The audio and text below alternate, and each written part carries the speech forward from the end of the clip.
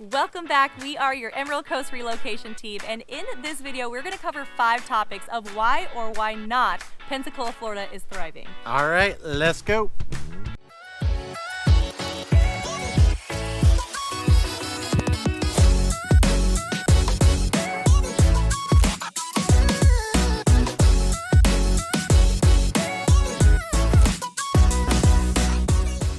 If this is your first time watching us, Pete and Chelsea Sweeney, what we'd like to do on this channel is cover all the Emerald Coast. We're talking Destin, all the way over into Pensacola, helping you out with all those real estate needs. So if you are planning on purchasing real estate in the Emerald Coast, give us a call or text that phone number right below. Right below right there, we always answer. It doesn't matter date or time. And if you're not ready to call yet, no worries. Hit that subscribe button, give us a thumbs up, and hit that notification bell so that you are notified every single time that we put out a video, and that way you can be prepared when you are ready to call. The first thing that we're going to be discussing in regards to Pensacola is that population. Is it growing? Is it going down? What does it kind of look like? Quick note on that though is we do use World Population Review, and as I kind of go through these numbers, you see some other websites who kind of have conflicting numbers as well too.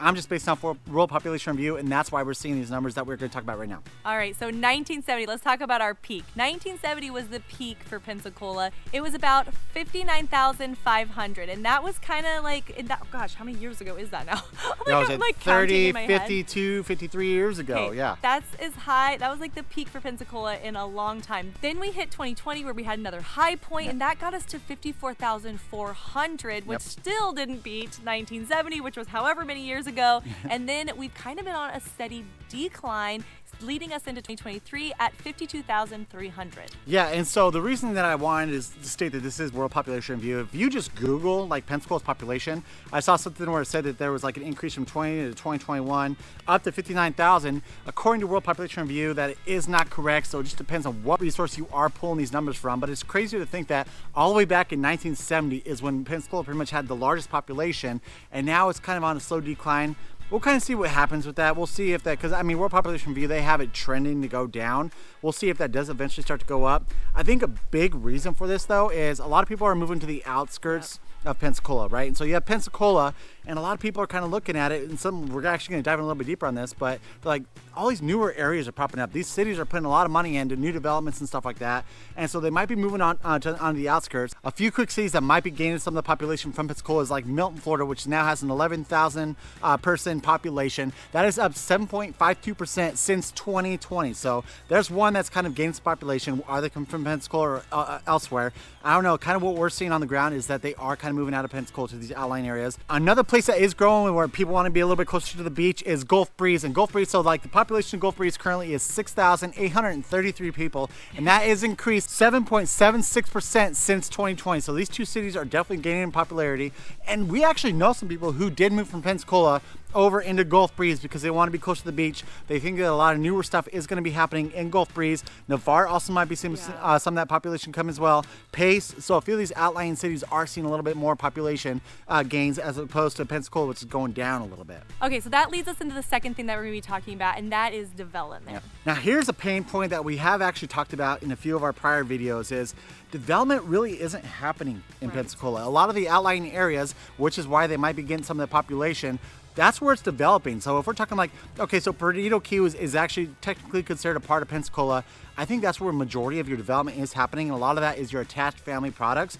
But if you look like on the outskirts, like Beulah, you know, that is technically also a part of Pensacola, getting a lot of new development over there. But then you got like Pace, Milton, all these outlying areas to Pensacola is getting most of that development where we're not seeing too much. If you go downtown Pensacola, they are doing some stuff. They did a facelift in downtown Pensacola, but we did a video walking down there. You see they're building this whole new high-rise kind of complex. Well, not technically high-rise. It's like 4 or 5 stories. But yeah, they're doing some development downtown, kind of trying to get that area energized a little bit. Also, you have like some newer housing developments. There's one just like kind of north downtown Pensacola, but outside of that, a lot of it's on the outlying areas. I know East Hill also has like a new housing development.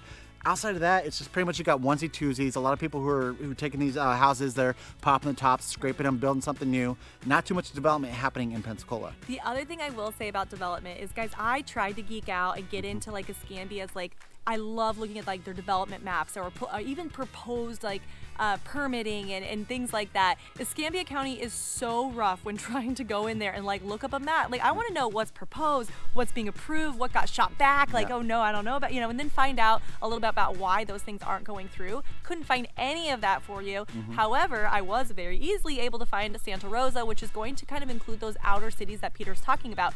We saw like over 6 projects in Pace and kind of bordering on Milton that are all new projects that have been approved, that are like ready to go. We saw some over in Navarre. We saw some between Navarre and Gulf Breeze. Like, and even though there's not as many the closer you get to the beach, these outer cities, like they are tracking it. They have lots of ways to get involved and just kind of make it easy to go build out there, where I don't know if Pensacola does it on purpose or not, but it is really hard to find like those different development plans. And one thing that I want to mention on that is when we have talked to Trent about this, he has said that Pace and Milton, those are the 2 spots where a lot of development's happening, a lot of hot spots, and a lot of people are being pushed out of Pensacola into those 2 cities. So we definitely want to keep an eye on that. We will make sure to keep videos, maybe do a development video in each of those cities, kind of see what is happening in Pace and Milton. Yes, before we move on, if you want to see some of those development videos, if that's what you like, we do these videos for you guys. So please like hit that thumbs up right now so that we know. You're like, because if that is something that you guys really like, we want to see those thumbs up. Like, yep, we heard you. We're going to start doing that. So we want to be a little bit more engaging. So if you're watching this, please let us know if that's something you like, or comment down below if you have some ideas, because we do these videos for you guys.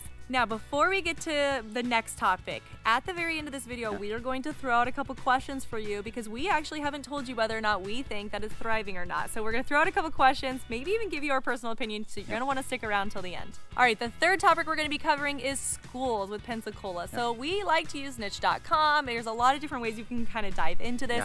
Overall, Escambia County is going to be a B-. Now, you're going to want to kind of scroll into that. The best way to use niche.com is to go to the county, to look at the overall grade. That's great. But then I want you to go over to the left-hand side, hit that map button, because then you'll be able to zoom in that county by school.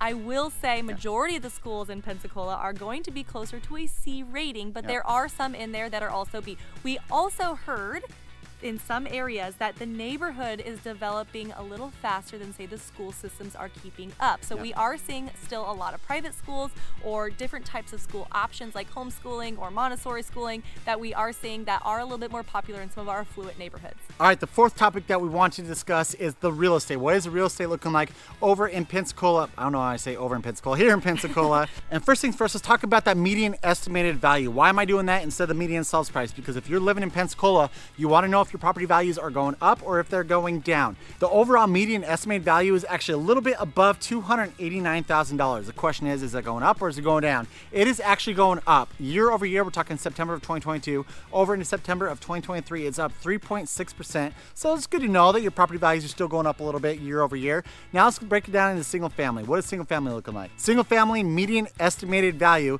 is $286,000, and that is up 3.5% year over year.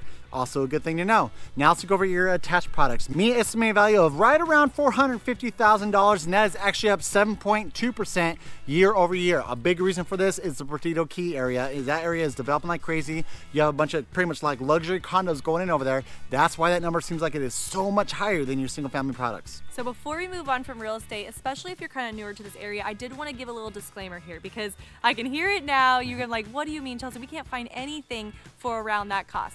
What you have to understand too, just real quick, is Pensacola and Pensacola Beach are very, very different. So your high value, homes or things that you're going to be finding closer to the $1 million are going to be along the Bay Line. They're going to be maybe up Scenic Highway on, say, like the Bayou side, or on Pensacola Beach, which is, the numbers are very different. We are not including Pensacola Beach in these numbers. The 5th thing that we're going to be talking about in regards to Pensacola is whether or not it's rated as a good place to live. Well, actually, U.S. News and World Report just put out a report, and Pensacola actually jumped 16 spots out of the top 150 places to live in the United States. So pretty much hopped from number 44 all the way down to 28. So it shows that it is moving up. U.S. News and World Report, check that out if you want to know more. So Chelsea's going to dive into kind of a few things that attribute to the fact of why Pensacola is such a great place to live in the United States. Okay, so I looked it up for you because I know that when we talk about some of these ratings, you're like, great, well, what is it graded off of? Like with niche.com in schools, it tells you like what it grades off of. So I did look it up for you on there, and I wrote down my little sticky notes so I could tell you. So it was